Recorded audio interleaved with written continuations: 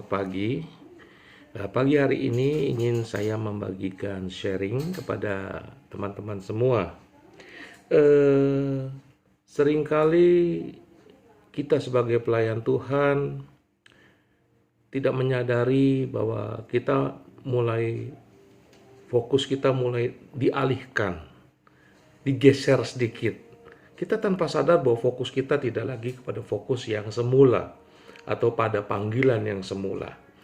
Seorang pelayan Tuhan seringkali, tidak semua, tapi seringkali yang dipikirkan adalah, difokuskan adalah, sudah berapa lama sih saya ini melayani? Fokusnya adalah berapa lama, sudah berapa lama melayani Tuhan. Dan itu otomatis menjadi sebuah kebanggaan tersendiri bagi diri seseorang atau diri hamba Tuhan itu sendiri. Ya, semakin lama melayani Tuhan, itu beberapa orang menjadi sebuah kebanggaan. Yang kedua, seringkali kita tanpa sadar kita mulai berhitung. Sudah berapa jiwa yang sudah kita layani, sudah berapa jiwa yang sudah kita menangkan. Ya, jumlah sudah berapa sih? Berapa jiwa-jiwa yang sudah kita menangkan? Itu yang menjadi fokus, ya. Yang kedua, yang ketiga, apalagi kalau kita kita diberi kepercayaan untuk mengembalakan jemaat, maka fokus kita mulai kepada jumlah jemaat. Sudah berapa banyak sih jemaat kita? Sudah berapa banyak domba-domba kita? Oh, harus penuhi lagi nih. Ayo penuhkan lagi, gitu ya. Jadi jumlah, saya bilang, mulai jumlah yang menjadi sebuah prioritas, ya, yang diutamakan jumlah. Yang selanjutnya adalah jam terbang. Ada beberapa hamba Tuhan yang dengan bangga dia menceritakan kepada saya, wah, saya punya jam terbang padat sekali. Saya bisa dalam satu hari 2 tempat dan padat sekali. Dan ini dia ceritakan dengan begitu bangga. Saudara, fokus kita seringkali tanpa sadar kita sudah mulai dibengkokkan, ya. Kelihatan is okay, kelihatan rohani bagus, dipakai Tuhan luar biasa. Namun di balik itu semua, saya mendapati ada sebuah kebanggaan pribadi, ya, kepada daging, ya. Berapa lama, berapa banyak, berapa jumlahnya, seberapa besar gereja lu, berapa hebat alat musik kamu, bagaimana pemain musiknya. Oke, itu semua oke, bukannya nggak boleh. Banyak jemaat boleh, ya. Alat musik bagus boleh. You punya gereja besar boleh, ya. Alat musiknya canggih, pemain musiknya bagus sekali. Tetapi saya mau ingatkan bahwa ada hal yang terlupa sama kita. Kalau kita baca kembali kepada firman Tuhan, Tuhan itu tidak pernah menanyakan jumlah. Memang ada amanat agung yang harus kita lakukan. Saudara dan saya lakukan, tetapi saya tidak pernah baca di firman Tuhan mendapati Tuhan menanyakan jumlah sekali lagi. Ya, saya tidak katakan bahwa apa yang sudah saudara dan saya lakukan itu sia-sia. Tetapi hari ini kita merefresh lagi bahwa mari kita kembali kepada fokus kita yang semula, bahwa firman Tuhan sendiri tidak pernah mempertanyakan jumlah. Makanya ada ayat, bukan orang yang berseru Tuhan, Tuhan, aku sudah menyembuhkan, aku sudah begini, kata Tuhan, aku gak kenal lu. I don't care. Kenapa? Bukan itu yang utama. Itu memang boleh dalam pelayanan, tetapi ada hal yang lebih penting dari itu semua, yaitu pengenalan akan Tuhan dan berpegang teguh kepada Tuhan. Bapak Ibu, teman-teman sekalian, saya hanya men-sharingkan ini untuk kita sama-sama kembali fokus kita. Jangan, karena terus terang semakin dipakai Tuhan bisa besar kepala kita, ya, karena saudara dan saya masih manusia, masih ada emosi, masih ada daging, saudara, ya. Jadi jangan bilang kalau kita so kuat gitu, ya. Tuhan memberikan amanat agung, tetapi Tuhan tidak pernah menyatakan berapa jumlah, berapa besar gereja, berapa banyak, berapa padat kamu punya jadwal pelayanan. Ya, kalau saudara padat, luar biasa, puji Tuhan. Tetapi ingat, Tuhan harus diutamakan. Hidup takut Tuhan harus diutamakan. Fokus jangan dialihkan, jangan kepada jumlah, tetapi mari kita melihat apa mau isi hati Tuhan. Ya, Hosea 6 ayat 6. Hosea 6 ayat yang ke-6 bilang begini, sebab akunya besar, berarti Tuhan, menyukai kasih setia dan bukan korban sembelihan. Perhatikan, aku menyukai kasih setia dan bukan korban sembelihan, dan menyukai pengenalan akan Allah lebih daripada korban-korban bakaran. Artinya apa, teman-teman sekalian? Jika kita hanya terfokus kepada jumlah, jika kita terfokus hanya kepada seberapa padat, seberapa hebat program kita, ya, kata Tuhan, aku lebih menyukai kasih setia, bukan korban sembelihan. Dan aku menyukai pengenalan akan Allah, lebih daripada korban-korban bakaran. Bapak Ibu sekalian, di dalam nama Yesus, mari kita sama-sama melihat kembali kepada diri kita. Saya juga sama. Seringkali jujur kita lupa. Kita seringkali membanggakan sesuatu yang sudah kita kerjakan.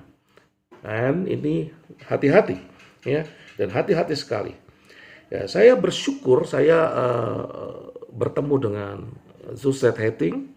Ya, beliau mengajarkan selalu kepada hal-hal yang lebih mendasar, yaitu bagaimana hubunganmu dengan Tuhan, bagaimana keintimanmu dengan Tuhan, bukan hal-hal yang di permukaan, tetapi hal-hal di mana terkoneksi kamu dengan Tuhan, bagaimana kamu bergaul karib dengan Tuhan. Wow, ini awalnya saya sedikit struggle juga, tapi saya ikuti dan benar adanya. Teman-teman, saya ingin membagikan hal ini agar kita dalam melayani dan mengikut Tuhan semakin luar biasa. Supaya di zaman-zaman sekarang akan banyak hamba Tuhan yang mulai terfokus, mulai tergoyahkan. Kenapa? Karena melihat hal-hal yang lahiriah. Bapak Ibu sekalian, di dalam nama Yesus, mari kita lihat Zakaria 3 ayat yang ke-7. Ya, Zakaria. Kita buka di Zakaria 3 ayat yang ke-7. Dibilang begini, beginilah firman Tuhan semesta alam, apabila engkau hidup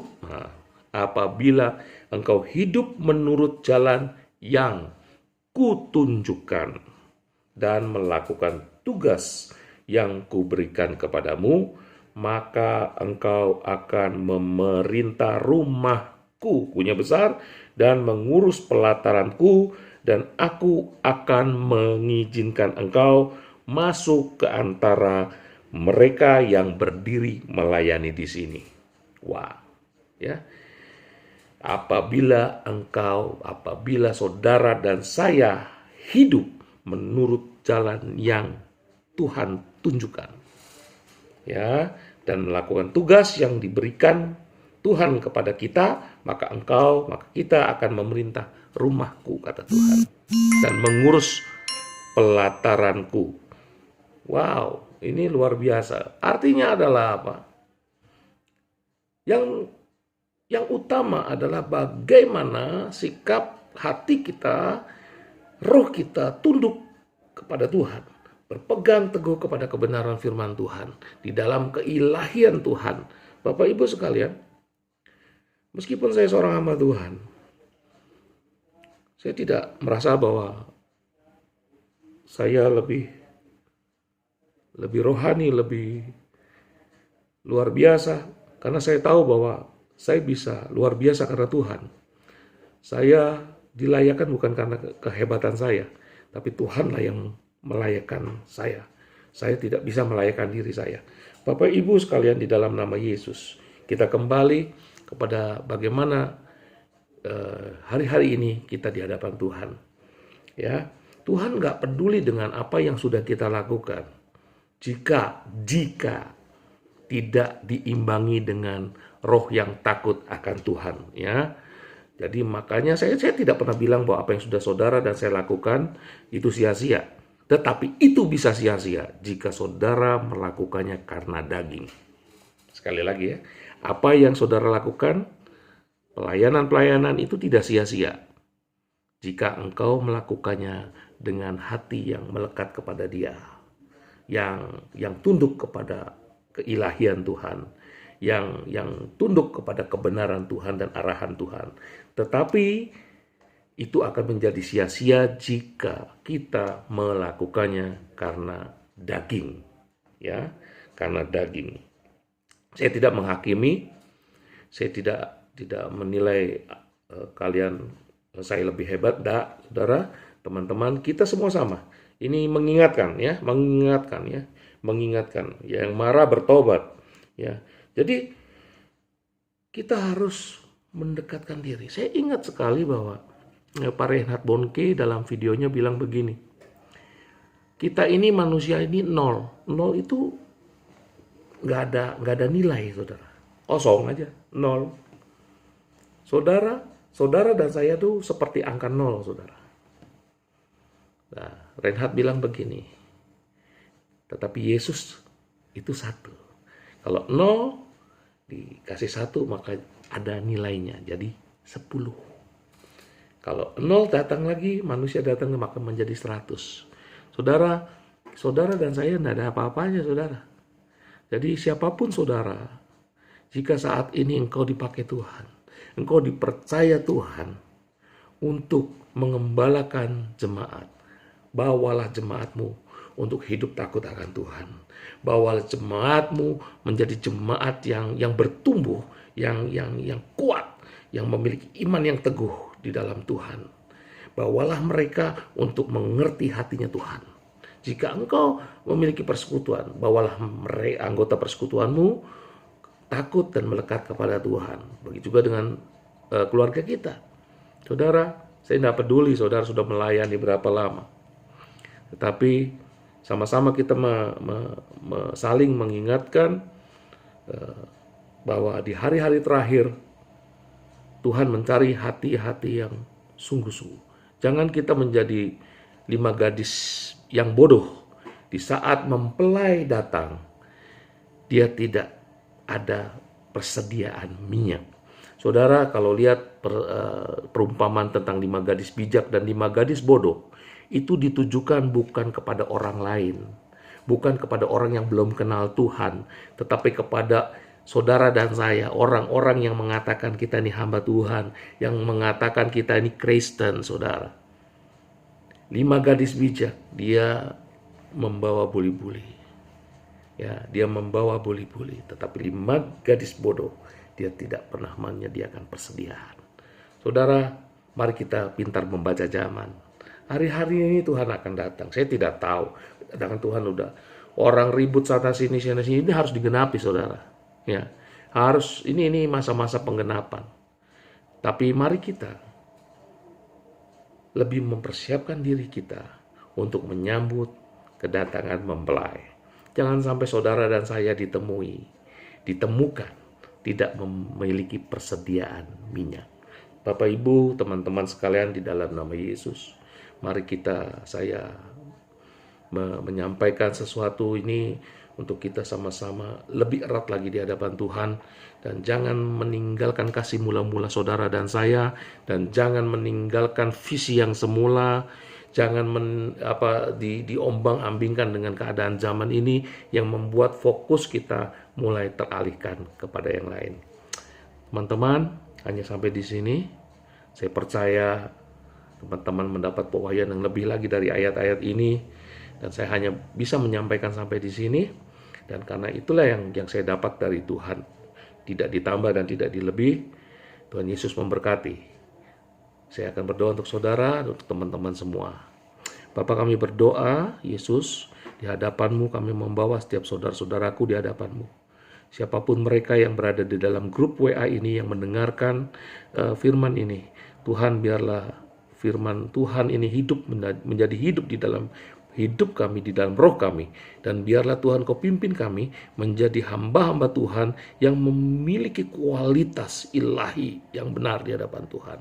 Bapak, berkati setiap teman-teman di WA ini, dan berkati mereka, pelayanan mereka, pengembalaan mereka. Biarlah Tuhan pada saat Engkau datang kedua kali, Kau seperti mempelai, dan Kau menemui kami memiliki buli-buli yang tersedia. Tuhan, terima kasih hanya di dalam nama Yesus. Amin.